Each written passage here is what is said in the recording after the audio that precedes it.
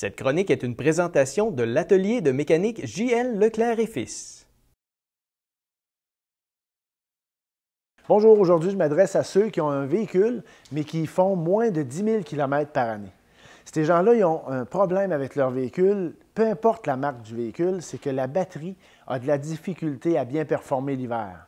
Alors, à ces personnes-là, c'est important de comprendre que le véhicule a besoin de fonctionner pour recharger sa batterie quand on leur a demandé une énergie nécessaire là, pendant le temps froid.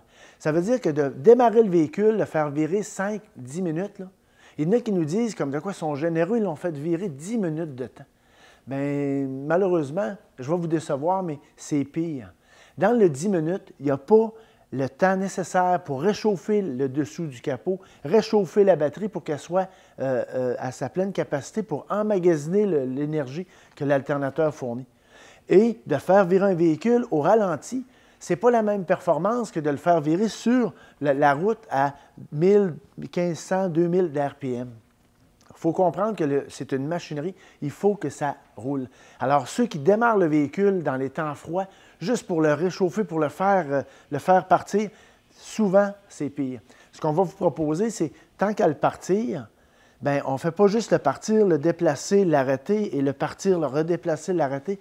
Par exemple, quand on fait le déneigement, il faut s'assurer qu'on va s'en servir. Le faire virer un minimum de 45 minutes, ça serait parfait. Puis ça vous assurerait de ne pas avoir de problème. Sinon, il y a des chargeurs intelligents qu'on peut installer. C'est une pièce qu'on installe supplémentaire. Ça vous assure que quand le véhicule, vous avez besoin du véhicule, la batterie est toujours à sa pleine charge, même par temps froid.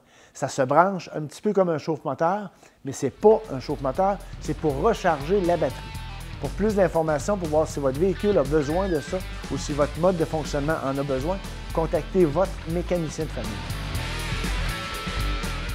Cette chronique est une présentation de l'atelier de mécanique J.L. Leclerc et Fils.